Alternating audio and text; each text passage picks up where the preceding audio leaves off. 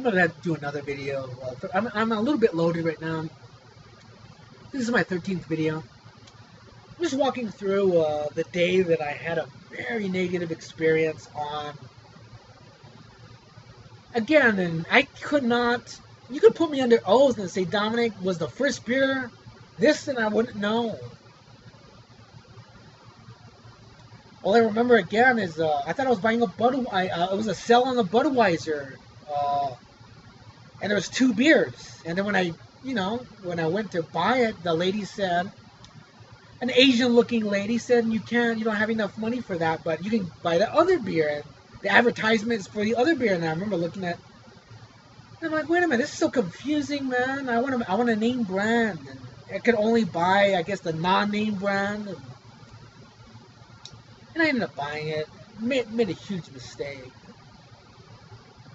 I remember I was telling my grandma, tell me right now what's going on. I'm being harmed. This is un-American. You're breaking the law. This is un-American. You tell me right now what's happened to me. And I remember grabbing her head and her neck, and she was so sad, man. I remember her. I thought she would maybe say something. Then my aunt comes I remember right next to me, and says, you're drunk, you...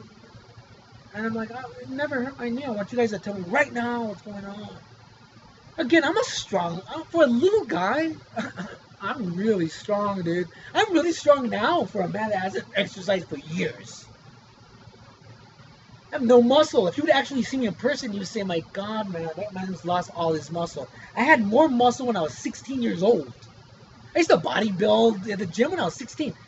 I weighed more and I was muscle weight than I do now as a 41-year-old man. If you would see me in person, you would say you've lost a lot of your muscle mass, dude. But I remember touching my grandmother, and then I remember the next day, and it made me very. But I looked at her neck, and she had no marks on her, so I'm like, you know what? I didn't grab you that hard, because you mark very easy. You're old, and you have absolutely. But she says, but it hurt my neck, and it's like. I think my dad said also when I grabbed his hand that it hurt his neck. But I said, I'm sorry, man. But you, government intrusion, you put me in a situation, and I'm alleging this also based upon drinking this beer now. That was unpackaged and a chemical was placed in. You're creating a hostile situation that could harm my family. Thank God I didn't. I was so gone, guys. I'm serious. I was gone at this point. In drinking this beer. And I'm actually having a normal beer fake now.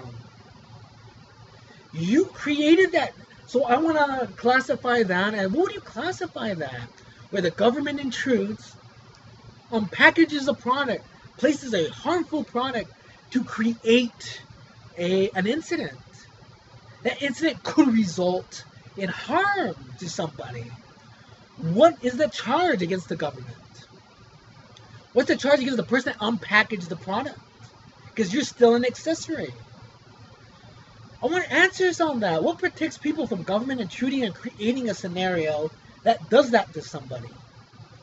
What protects you, the citizen, and then what is the law so that doesn't happen again? It could have hurt my family, could have hurt my dad, who knows? I mean, my God, what if that would have happened, man? It's a good way to create that Trayvon Martin incident. Remember, Trayvon will always live on in my life. I don't care how long I live. I'm always going to equate situations that happened to me to what happened to that high school boy that got murdered. I'm always going to equate it. Because every time I think of that man, he was a young man. You wouldn't want to be called anything but a young man, as any senior in high school wants to be called. I'm a man. I'm a senior and I am a high school kid. I will never let it die. I will never let his memory die because it burns in my mind. I was almost you, dude. And had I been your age, it's so easy for me to be you. I just happen to be a man who's a Marine sergeant that has a lot of wealth of living experience to know what was happening. You didn't know. I will never let your memory die.